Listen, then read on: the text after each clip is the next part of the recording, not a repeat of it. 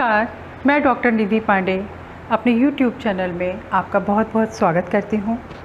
पिछले वीडियो में मैंने आपको स्वर के बारे में बताया, शुद्ध विकृत स्वरों के बारे में बताया, सप्तक के बारे में बताया और आज जो एक बहुत बेसिक चीज़ है जो हर विद्यार्थी को, हर संगीत सीखने वाले को जानना ज़रूरी है। और संगीत सीखने से पहले, चाहे वो शास्त्रीय संगीत हो, सुगम संगीत हो, फिल्म संगीत हो, कोई भी संगीत हो, उसको सीखने से पहले लय और ताल का ज्ञान होना बहुत ज़रूरी है। तो आज मैं लय के बारे में और ताल के बारे में बताऊंगी। लय क्या है? संगीत में लगने वाले समय की समान गति को लय कहते हैं। समय की समान गति मतलब इक्वल टाइम ड्यूरेशन। हम जो भी गा रहे हैं, बजा रहे हैं, कुछ भी कर रहे हैं, उसको करने के बीच में कितना टाइम ड्यूरेशन है, ये हमें लय से पता लगता है। हर चीज़ में लय है। ट्रेन चलती है, उसके चलने में भी लय है। छुक छुक छुक छुक छुक छुक। घोड़ा चलता है, वो ऐसे तो नहीं करता है ना, एक बीट में चलता है, एक लय में चलता है। ऐसे कोयल बोलती है कू कू कू, उसके बोलने में एक टाइम ड्यूरेशन रहता है। बिल्कुल सही बीट पे वो बोलती है। ऐसा नहीं है कि एक बार तेज़ी से बोले, एक बार धीरे बोले, वो एक टाइम ड्यूरेशन में बोलती है। तो लय हर चीज़ में है, प्रकृति के कण कण में लय है। ऐसे ही ताल। ताल क्या है? ताल समय नापने का एक साधन है।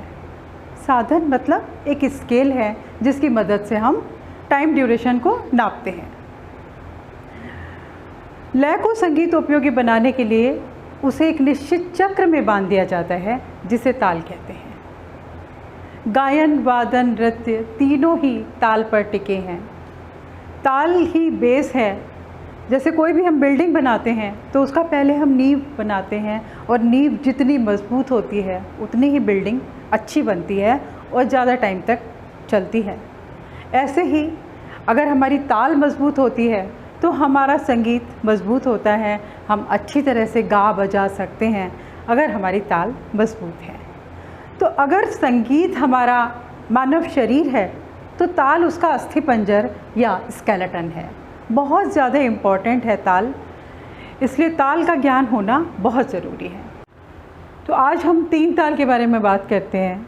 वैसे बहुत सारी तालें हैं शास्त्रीय संगीत में जिनमें हम लोग बहुत सारी तालों में गाते हैं बंदिशें, लेकिन सबसे ज़्यादा बंदिशें 3 ताल में होती हैं। इसलिए आज 3 ताल के बारे में जानते हैं। 3 ताल में 16 मात्रा, भाग बनाए 4, 1 5 13 पे ताली, 9 पे खाली 4। 3 ताल में 16 मात्रा, 16 मात्राएं होती हैं। 4 जगह उसको डिवाइड किया गया है। 16 मात्राएं हैं, 1 2 3 4, और उसके बीच में ये एक लाइन कर दी गई है। ये लाइन क्या है? इसको हम संगीत में विभाग कहते हैं। तो 4 विभाग बना दिए गए हैं। 16 मात्राओं के 4 विभाग बना दिए गए और हर विभाग में 4-4 मात्राएं रखी गई हैं। तो 1 2 3 4 पहले विभाग में ये हो गई, फिर 5 6 7 8 ये दूसरा विभाग हो गया, 9 10 11 12 तीसरा विभाग हो गया, और 13 14 15 16 ये हमारा चौथा विभाग हो गया। अब इसके बोल हैं धा धिन धिन धा, धा धिन धिन धा, धा तिन तिन ता ता धिन धिन धा। ये इसके बोल हो गए। अब नीचे इसके चिन्ह लगे हुए हैं, ताल चिन्ह। ये है क्रॉस। इस क्रॉस का मतलब होता है सम। ये ताल की पहली मात्रा होती है, पहली ताली होती है, इसलिए इसको सम कहते हैं। ये 2 का निशान लगा हुआ है, 2 का चिन्ह लगा हुआ है क्योंकि ये दूसरी ताली है। पहली ताली ये हो गई सम वाली, दूसरी ताली ये है, इसलिए यहाँ पे 2 लिख दिया गया। ये 0 लिखा हुआ है, 0 मतलब खाली, और यहाँ पे 3 लिखा है मतलब तीसरी ताली। पहली ताली सम वाली हो गई, दूसरी ताली 5वीं मात्रा पे हो गई, और 9वीं मात्रा पर खाली, 13वीं मात्रा पर तीसरी ताली। तो ये हो गई 3 ताल। धिन धिन धा धा धिन धिन धा धा तिन तिन ता ता धिन धिन धा धा धिन धिन धा धा धिन धिन धा धा तिन तिन ता ता धिन धिन धा। अब 2 बार हमने ताली लगाई और तीसरी बार हमने हाथ को ऐसे किया, मतलब ये खाली है।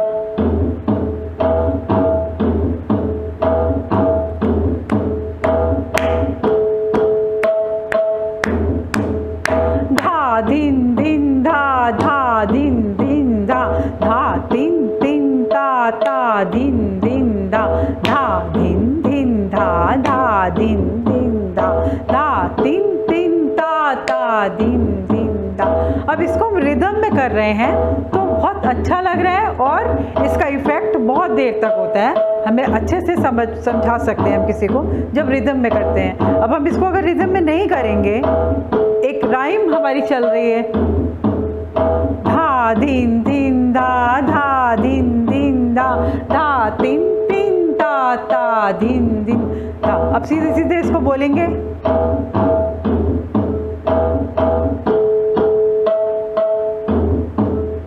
धा धिन धिन धा धा धिन धिन धा धा तिन तिन धा धा धिन धिन धा। इसको करने में कुछ मज़ा नहीं आ रहा है क्योंकि हम रिदम में नहीं बोल रहे हैं। हम एक राइम की तरह इसको बोलेंगे तो वो अच्छा लगेगा। धा धिन धिन धा धा धिन धिन धा धा तिन तिन ता ता धिन धिन धा। तो ये हो गई 3 ताल। अब हम इसको उंगलियों पे गिनेंगे।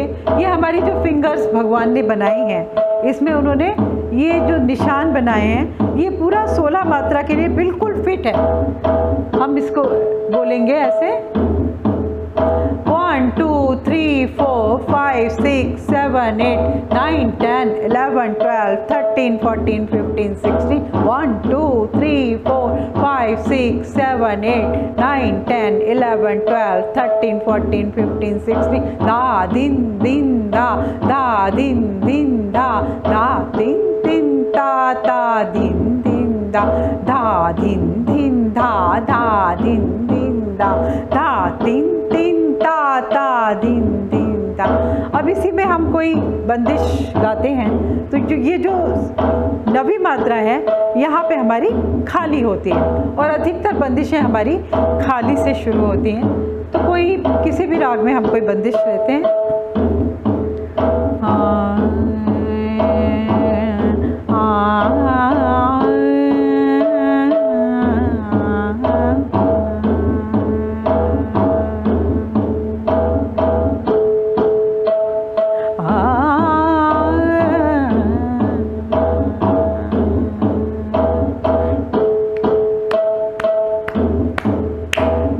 धिन धिन धा धा धिन धिन धा पिया की नजरिया जादू भरी, पिया की नजरिया जादू भरी, मोह लियो मन प्रेम भरी,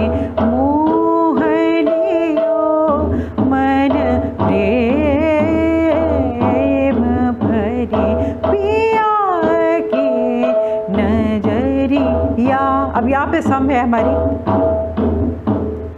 पिया की नजरिया जा। सम से पहले की जितनी भी मात्राएं होती हैं, सम से पहले उसको मुखड़ा कहते हैं। तो पिया की नजरी, इतना मुखड़ा हुआ और फिर सम पे आ गया।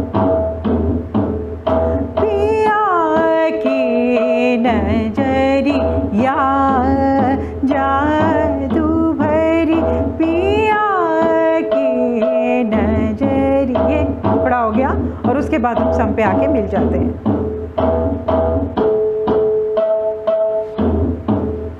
या जादू भरी पिया की नजरिया जादू भरी, मोह लियो मन प्रेम